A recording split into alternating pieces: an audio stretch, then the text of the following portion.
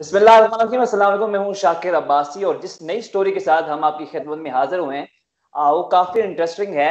वो स्टोरी क्या है? वो ये है कि नस से फारुकुल तहसील तालिब इल्म जिन्होंने इंजीनियरिंग की थी नस से, उन्होंने नस से फारुग होकर एक फ्रूट का स्टॉल लगा लिया। इसके पीछे वजह क्या है? क्यों उन्होंने एक अच्छी यूनिवर्सिटी से फारुग होकर इंजीनियरिंग में डिग्री हासिल करके फूड स्टॉल लगाया है?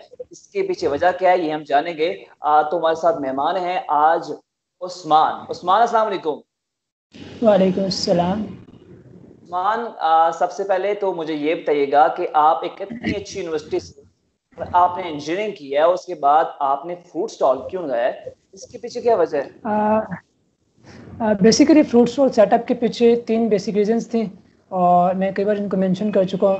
फर्स्ट ऑफ ऑल ये था कि जैसे कि हम लोग एक स्टीरियोटाइप है ना कि यार द ग्रेजुएट्स ये जो है ये काम नहीं करते और वो जस्ट ऑफिसेज के लिए या बिजनेसेस वगैरह के लिए, मतलब हाई क्लास बिजनेसेस के लिए। तो फर्स्ट ऑफ ऑल ये है कि इस चीज़ को नॉर्मलाइज करना था सोसाइटी में।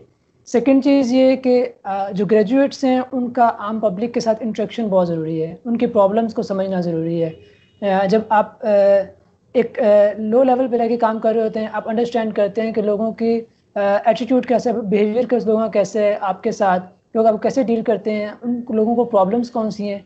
जो नेक्स्ट है वो ये है कि आपने जो चीज़ें पढ़ी होती हैं, लाइक कुछ कोर्सेज हमारे जो होते हैं वो आर्ट्स से रिलेटेड होते हैं, like professional ethics, entrepreneurship, human resource management and communication skills. तो इन कोर्सेज को हमने पढ़ा तो होता है, इन थ्योरीज में बहुत सारी पढ़ी होती हैं कि कैसे मार्केटिंग करनी है, कैसे लोगों के साथ डील करना है, कैसे पब्लिक इंटरेक्शन करना है, कैसे ह्यूमन इंटरेक्शन करना है।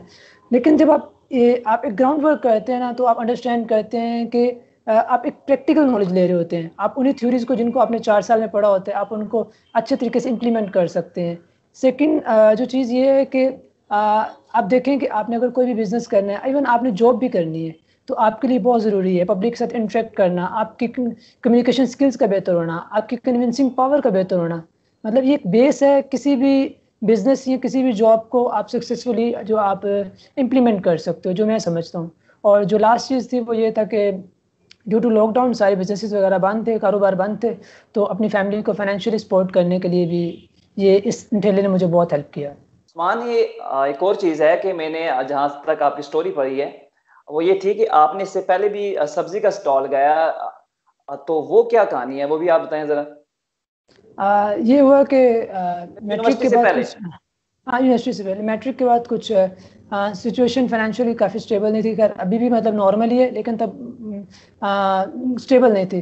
तो ये था कि उन दिनों फिर मैंने और अब्बू ने मिलकर हमने सब्जी का काम स्टार्ट किया कि क्योंकि सब्जी के काम में आप देखते हैं कि आपको 5-6 हज़ार रुपये भी आपके पास होना, आप काम कर सकते हैं। बहुत ज़्यादा इनकम नहीं आपको चाहिए, तो क्योंकि फाइनेंशियल स्टेबल नहीं थे, तो तब हमने ये काम स्टार्ट किया था। और हमने तकरीबन इसको जब आपको पता है कि मैट्रिक के बाद आप फ्री होते हैं, जो टाइम एक होता है दरमियान है फर्स्ट ईयर के एडमिशन्स तक, तब तक मैंने ये काम किया था। और देन अल्हम्दुलिल्लाह गवर्नमेंट कॉलेज में जीसीयू में एडमिशन हो गया था और मैं मूव ऑन कर गया था। ये सारा, और जो आगे एडमिशन प्रोसीजर वगैरह था वो सारा स्कॉलरशिप्स पे था। अच्छा, नस्ट जैसी यूनिवर्सिटी में एक जैसे बंदा, आम बंदा तो नहीं पढ़ सकता वहां पर, जाहिर सी बात है आपकी फीसें काफी ज्यादा होती हैं। तो वो आपने कैसे पे की? Throughout my education career मैंने जो फीसिस वगैरह पे हुई हैं वो नीट बेस्ड स्कॉलरशिप के थ्रू पे हुई हैं, या फिर कभी किसी टीचर ने पे कर दी, कभी किसी फंड्स के कलेक्शन के थ्रू पे हो गई। इस तरह मेरी एक लाइफ जो रही है एजुकेशन की। और एक बार ऐसा हुआ था कि मेरी फ़ीस अरेंज नहीं हो सकी थी, तो मुझे स्कूल वालों ने निकाल दिया था। लेकिन मैंने उस वक्त उम्मीद नहीं छोड़ी थी, मुझे किसी एक और स्कूल ने ले लिया। और अल्हम्दुलिल्लाह उसी स्कूल से मैंने अपने कसूर से मतलब फर्स्ट 50 स्टूडेंट्स ऑफ जो आपके लाहौर बोर्ड के होते हैं उसमें मेरा नाम था।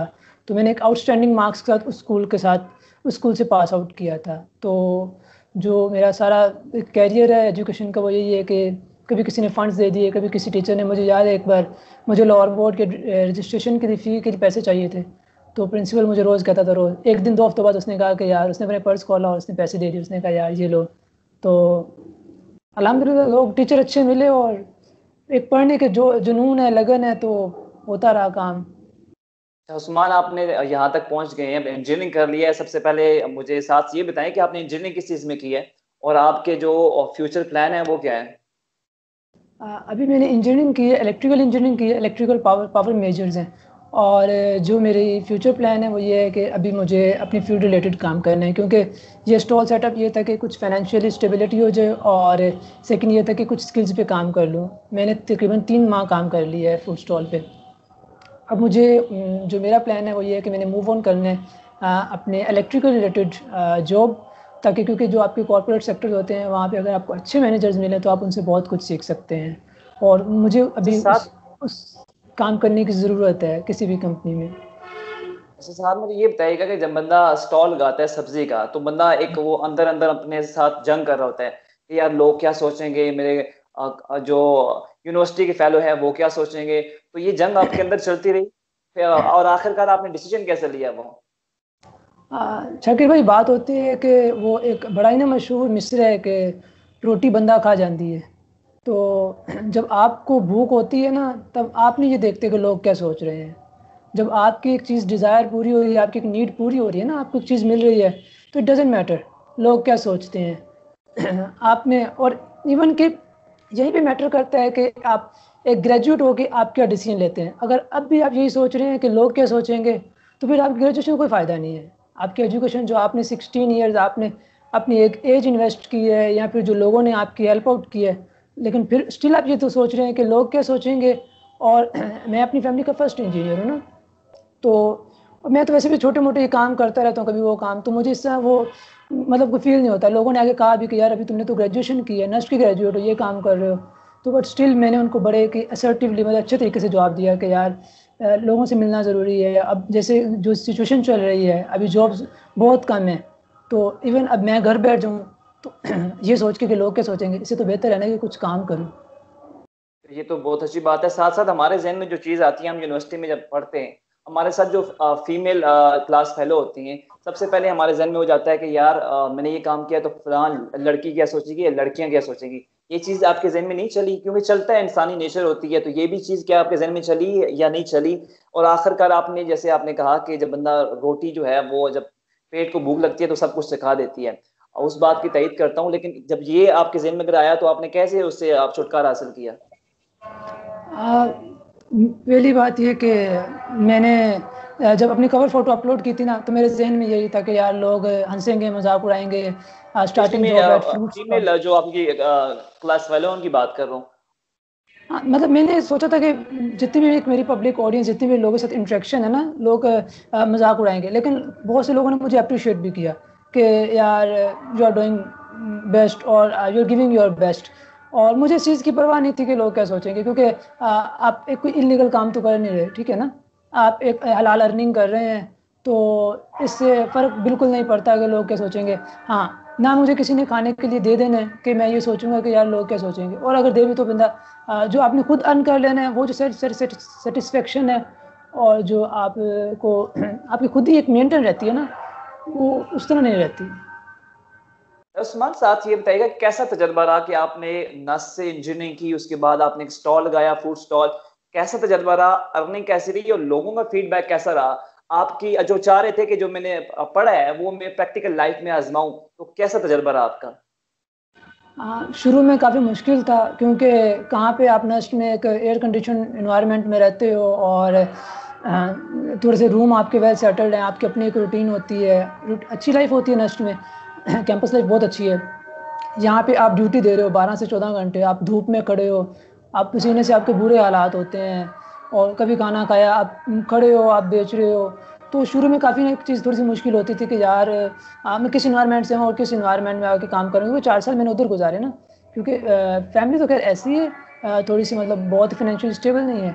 बट ये है कि मुझे ये शुरू में यही चैलेंज आया।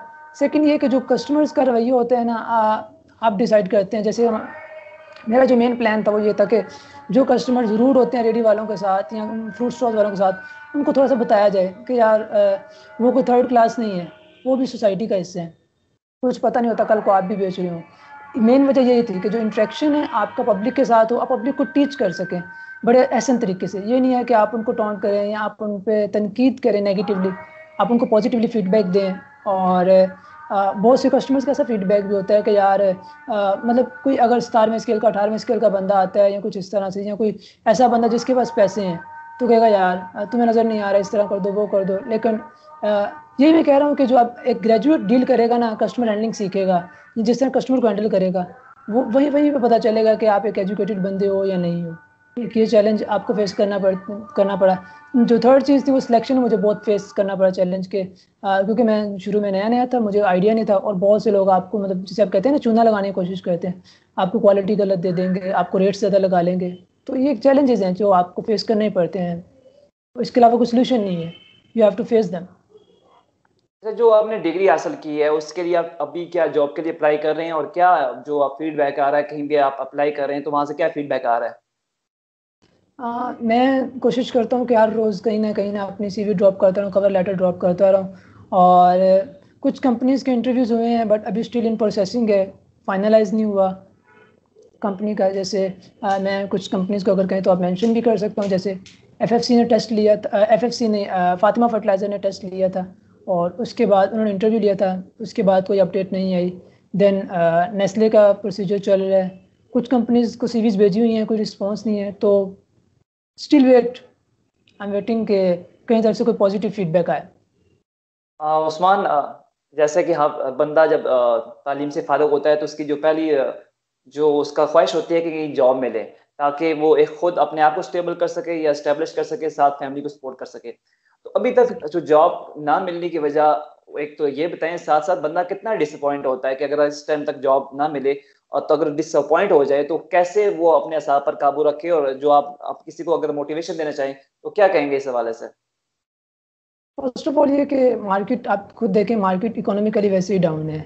बहुत से एक्सपीरियंस लोग घर में बैठे हुए हैं, क्योंकि कोरोना की वजह से, कोविड-19 की वजह से बहुत से एक्सपीरियंस लोग घर बैठे हुए हैं।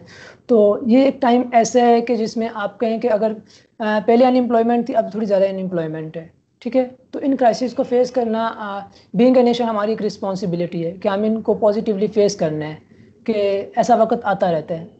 सेकंड जो चीज़ है कि आप कहेंगे कैसे बैठना है, अब मैं अपने आप को ज़्यादातर मसरूफ़ रखता हूँ। मैं अपने अल्हम्दुलिल्लाह अपनी टीम के साथ मैं 2 नॉन प्रॉफिटेबल इनिशिएटिव्स पे काम कर रहा हूँ, जिसमें एक है स्पॉन्सर अ चाइल्ड, जिसमें हम क्या करते हैं, ऑर्फन्स को एलीट फैमिलीज़ के साथ ज्वाइन करते हैं और उनकी स्मूथ एजुकेशन को प्रोवाइड करते हैं ऑर्फन्स को, ठीक है। और दूसरा जो हमारा मेरी अपनी टीम के साथ मैंने स्टार्ट किया हुआ है, अभी हमने रिसेंटली स्टार्ट किया, जिसमें है खुद कफील पाकिस्तान, जिसमें यही है कि जैसे मैं एक फ्रूट स्टॉल सेटअप कर रहा हूँ 10,000 रुपये से, 15,000 रुपये से, इस तरह लोगों को स्टॉल सेटअप करके दिए जाएँ।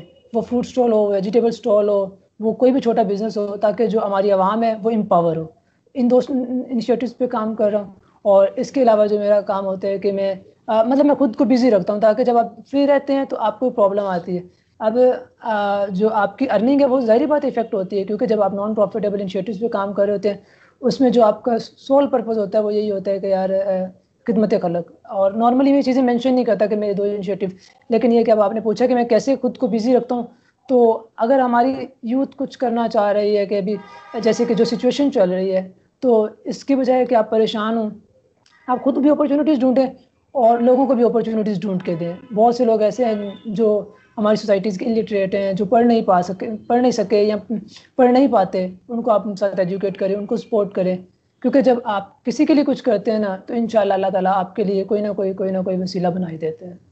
थैंक यू उस्मान, बहुत शुक्रिया आपका। हमारी दुआ है कि अल्लाह ताला आपको नेक मकासद में कामयाबी अता फरमाए, और हमारी दुआ है कि जल्द अज जल्द आपको जो रेलिवेंट फील्ड है वहां पे आपको नौकरी मिल जाए। बहुत शुक्रिया आपका।